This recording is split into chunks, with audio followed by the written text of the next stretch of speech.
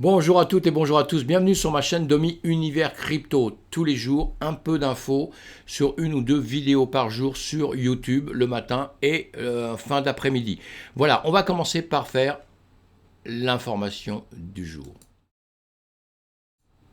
Voilà, ce matin, on a commencé dans le vert. Hein, vous l'avez vu si vous avez déjà regardé. Sinon, vous allez sur mon Twitter le matin de bonne heure et vous voyez que je publie la météo pour voir un peu comment on démarre cette journée, comment ça risque de se passer. Et puis, on voit la même chose le soir pour faire un petit bilan de la journée. Hein. La bourse a démarré dans le vert. Donc tout va bien, c'est pour ça que nous autres, nous sommes aussi dans le vert. Apparemment, le moral des troupes est remonté. Et en parlant de troupes, on va parler de la guerre. Eh bien, on va pas en parler trop parce que j'ai déjà fait énormément. Elle continue, c'est terrible, on est bien d'accord. Hein. Il y a des morts ukrainiens, il y a des morts russes, il y a enfin, des gens qui se battent parce que le peuple, on décide de rien. Hein. C'est les gouvernements qui décident pour nous.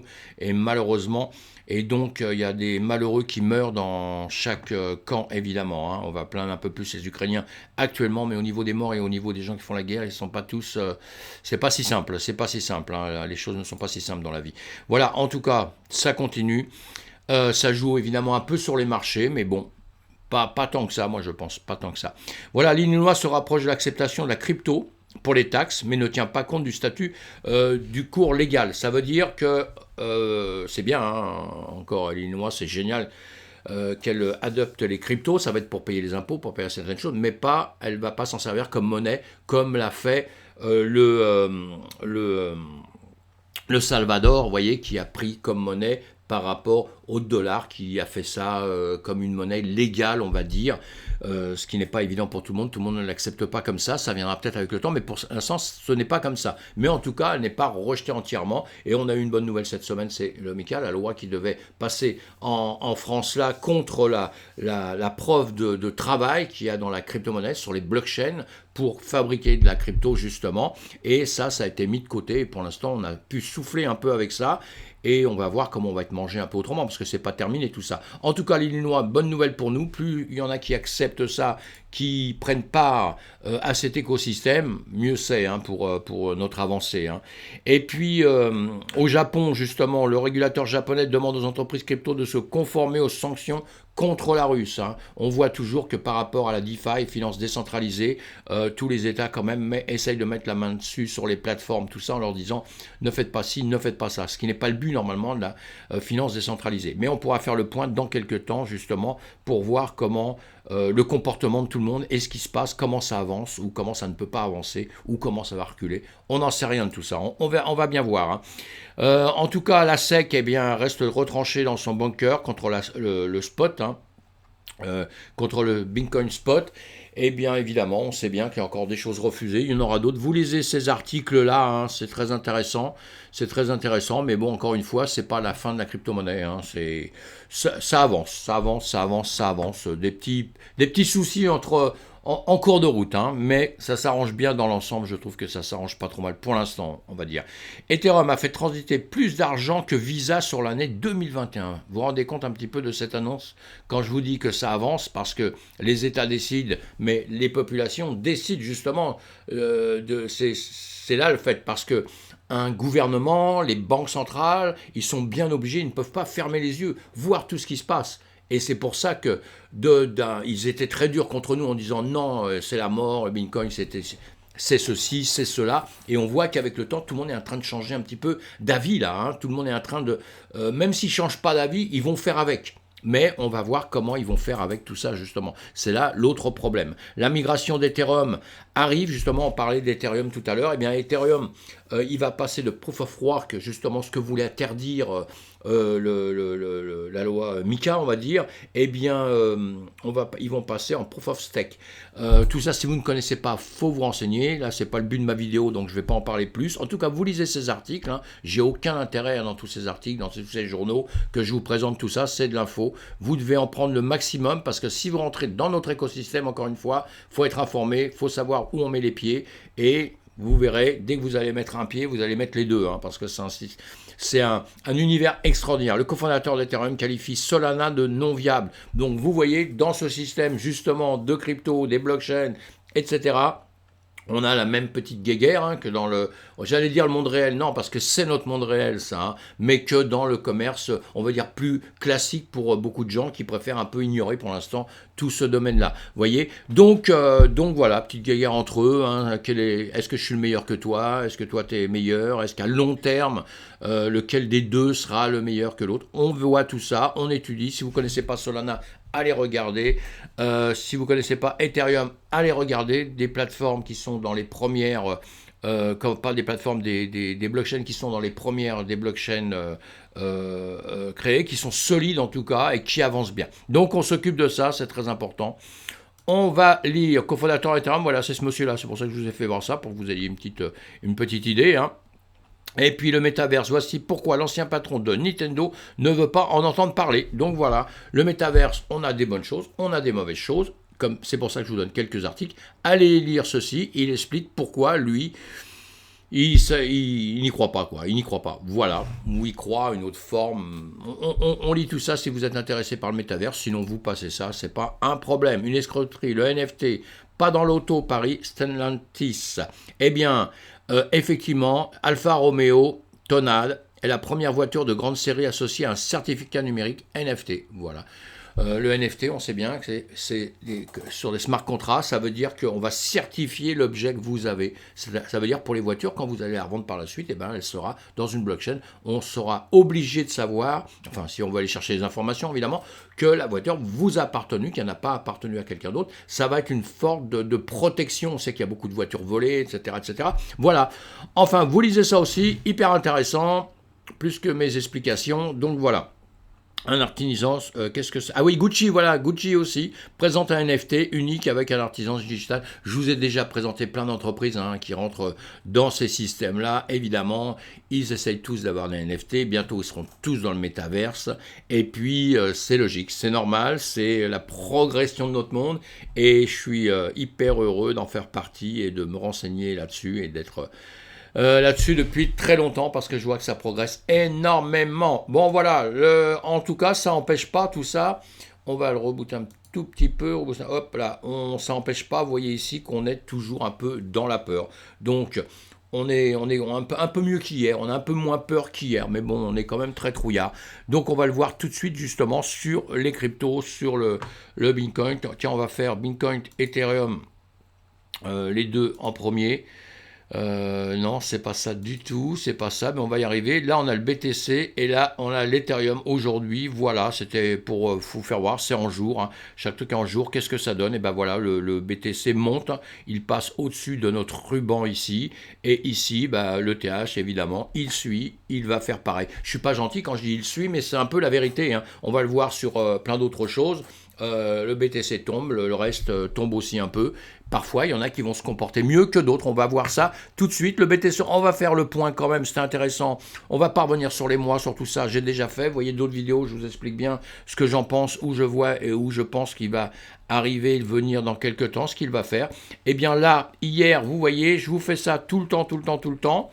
On a fait, vous voyez, les gribouillis dessus. Vous inquiétez pas, je vais les effacer après. Les lignes, c'est moi qui les trace, évidemment partout. Et sinon, voilà la journée de le 16 mars, hier à minuit, nous sommes le 16 mars d'ailleurs, 16 mars à minuit on était là, hier soir on était là, hier soir on l'a fait le 15 mars vers 18h30, voilà, on était ici, le début de mes mèches, on était ici, j'avais tracé justement, si vous allez sur l'autre vidéo, vous verrez cette parallèle, en vous disant, soit ça va monter, voilà, évidemment, soit ça va ranger un peu, ou ça va venir rechercher par ici, parce qu'on a des zones à venir récupérer. Voilà, et ben en définitive, il a bien voulu faire un peu les deux, voilà, assez sympa le BTC avec moi dans l'ensemble.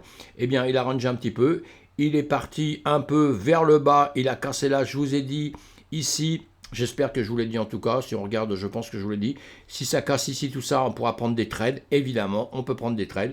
pour ceux qui font du scalping, tout ça, hein, ou qui tradent, hein, mais on n'oublie jamais de mettre des stops pour les débutants, les stops, mais même pour les autres, hein, les autres on en met encore plus que les débutants. Les débutants ils oublient de mettre des stops de protection parce qu'ils savent pas comment faire. C'est pour ça que je vous dis apprenez, hein, je vous ai fait des petites vidéos là-dessus. Là voilà, c'était moyen, après c'est remonté, et évidemment que dès qu'on voyait remonter comme ça, on avait déjà cette ligne que je vous ai tracée là.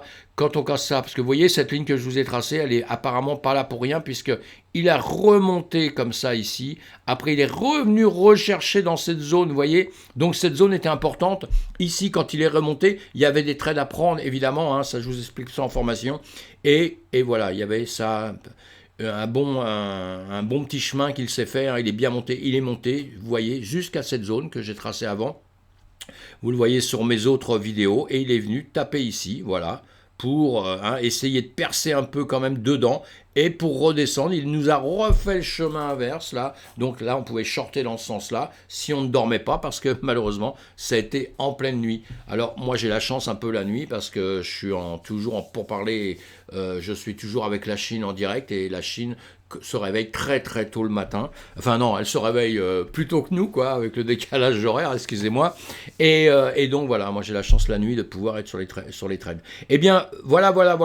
Il est redescendu, il est revenu dans la zone, vous voyez, il est revenu, il est remonté dedans, il est redescendu pour revenir après. Et là, il a refait un chemin et il est en train de remonter pour aller taper dans cette zone ici, et il a fait une tentative de passer au-dessus, il est revenu, donc maintenant, qu'est-ce qu'il va se passer? Eh bien, on va voir si la progression va continuer, ou s'il ne va pas vouloir venir rechercher en dessous, puisqu'on l'a vu, allez voir mes autres vidéos, je vous explique pourquoi toute cette ligne, d'où elle part, et le pourquoi du comment, ça veut dire que vous pouvez trader simplement avec des lignes comme ça, après on va aller voir avec des indicateurs, des choses comme ça, mais c'est très important que vous appreniez à vous donner vos niveaux, voilà, où vous allez taper, parce que quand vous tradez, il y a des choses très importantes quand on trade, c'est ça, où on va s'arrêter, évidemment, puisque vous allez marquer votre profit, parce que dans des mèches comme ça, ce qu'il ne faut pas oublier, là, la mèche, là on est en 15 minutes, c'est une mèche qui a fait en 15 minutes, là, vous voyez, donc en 15 minutes, c'est quand même relativement vite, quoi, on va dire, hein, pour quelqu'un qui n'a pas l'habitude en tout cas. Mais on ne sait pas s'il va s'arrêter ici, s'il va s'arrêter ici, s'il va s'arrêter ici, ou s'il va continuer. Donc tout ça, c'est important de pouvoir anticiper tout ça. Et parfois, vous avez des mèches, ce qu'on appelle les mèches, c'est le bout, hein, comme ça, de la bougie. L'autre, c'est la bougie, là c'est la mèche. Vous avez des mèches parfois qui vont... Là, la bougie, elle aurait pu monter là, elle aurait pu s'arrêter ici dans son temps de 15 minutes, mais en revanche, on aurait pu avoir une mèche qui monte jusqu'à là. Et c'est pour ça qu'il faut savoir où mettre, comment positionner tout ça, pour profiter aussi des mèches. Parce que sinon, vous voyez le truc vachement monter, et tout ce que vous pouvez vous dire, ah ben mince, j'aurais pu gagner à ce niveau-là. Ben oui, mais ça se prévoit, hein, c'est ce qu'on apprend, c'est notre travail. Voilà, donc tout ça, maintenant ici, on va voir ce qu'il va faire. Ici, il y avait cette parallèle que j'avais fait, je vais la continuer, voilà comme ça, pour voir maintenant, vous voyez, il y a cette parallèle continue, il vient mécher juste ici. Voilà, maintenant on va voir s'il veut bien rentrer dedans, s'il veut bien continuer un peu son chemin comme ça, pourquoi pas, hein, ou qu'il va carrément percer comme il a fait là. Vous voyez, ici, il est carrément venu percer et boum, directement. Et sinon, il aurait pu faire ça, continuer, monter par la suite. Possible. Donc, on voit tout ça. On voit sa tendance. Là, il a tendance à, boum, d'aller d'un seul coup. Hein. Donc, on peut voir aussi les volumes qu'il y a eu. Vous mettez vos volumes, vous voyez. On voit bien qu'il y a eu des volumes importants, hein, à la hausse et à la baisse. Les volumes, c'est toujours important de savoir les surveiller. Il va falloir que vous appreniez. On se fera des courses sur les volumes pour savoir comment on s'en sert, comment on s'en sert pas. Et voilà. Donc bah voilà, c'est tout ce que j'avais à dire là-dessus. On va aller voir autre chose. Ah si, on peut dire, excusez-moi, on peut dire ce qu'il va faire, je ne l'ai pas tracé, hein, mais on l'a bien compris. Hein. On l'a bien compris, dans les médias, là, il est comme ça, il va venir soit ici. Je vais revoir une chose, moi, c'est mes volumes. Voilà, les volumes sont quand même en train de descendre. D'accord, ils ne sont pas en train de remonter là, hein. Là on les voit bien en descente, donc simplement, normalement sur simplement les volumes tout de suite, mais attention, les annonces qu'il va y avoir, la journée comment elle va se passer, il y a tout ça, normalement il devrait faire ça, il devrait revenir un petit peu comme ça, voilà, moi je le vois bien redescendre un petit peu comme ça, maintenant, hein, d'accord, et il peut, pourquoi pas, continuer à venir un peu descendre là.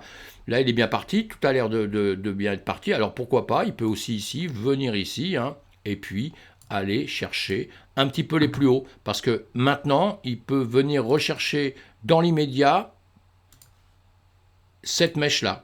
Voilà, cette mèche-là, il peut très bien venir ici récupérer cette mèche-là, d'accord? Et dans ces cas-là, sûrement la dépasser un petit peu. Voilà, c'est tout à fait possible de faire ça. Comme c'est tout à fait possible, je vous dis, ranger un peu, savoir ce qui... Dans cette zone, vous voyez, cette zone-là, il peut chercher un peu ce qu'il doit faire. C'est tout à fait possible. Hein. Il peut faire un petit truc comme ça. Voilà, tout est possible dans le trading. Hein. Et maintenant, je vous ai dit, il peut venir chercher plus bas, parce qu'on a des liquidations à aller chercher ici. Hein. On a des choses à aller chercher, hein. Je suis désolé. Hein. Donc, on verra bien ce qu'il va nous faire. On va aller sur autre chose. On va aller voir, on l'a vu ça tout de suite. On avait vu sur le BTC aussi, là je vous avais mis les retracements de Fibo, hein. On avait dépassé les 0,5, on est toujours dans cette zone avec les retracements de Fibo, si vous aimez les retracements de Fibonacci. Et sinon, on est sous le ruban, on est en train de le percer, on l'a percé juste là. Donc maintenant, est-ce qu'on va être au-dessus ou en dessous? On va voir, mais bon, de toute façon, le ruban, il vous indiquera si vous restez au-dessus, bah, il sera en dessous. Si vous redescendez un peu, il sera au-dessus, hein. On a bien compris ça. Mais en revanche, je voulais justement l'enlever pour l'instant, voir que les retracements de Fibonacci et les retracements, donc je vous ai dit, on est dans cette zone, on la voit bien, on l'a dépassé un peu.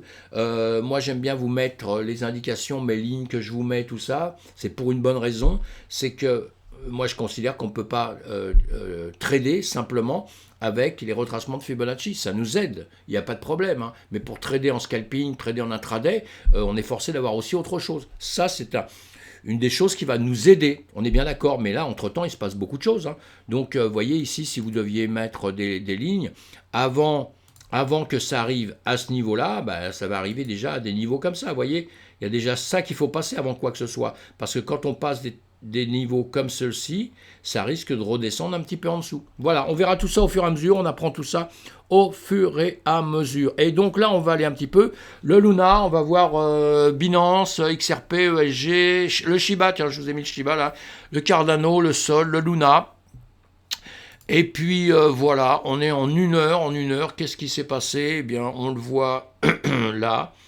On voit bien, voilà. Je vous ai mis ces rectangles-là, vous savez pourquoi, puisque on fait comme si on avait acheté justement le 1er mars, et tous les jours, on remet au point, je le fais le soir, je le fais le matin, voilà, on a remonté encore, mais on a acheté ici, donc on est toujours en perte, hein. Le jour où on passera au-dessus, on sera en gain. Vous pouvez faire ça si vous achetez X crypto-monnaies, hein, et voilà, la plupart, on finit par en acheter beaucoup, et bien il faut pouvoir les gérer sur des graphiques, tout ça, donc vous faites vos graphiques, vous mettez un point d'entrée, vous mettez une ligne, comme ça la ligne, vous la retrouverez toujours pour savoir où vous l'avez acheté, même quand vous aurez bien avancé ici, vous voyez, et puis, entre-temps, bah, quand il est dans le rouge, quand vous perdez, bah, vous le mettez en rouge, et puis quand il passera au-dessus de la ligne dont vous avez acheté, vous serez en gain, hein, on l'a bien compris tout ça, et bien vous le mettrez comme il faut. Voilà, là je l'ai remis, on va faire la même chose pour celui-ci,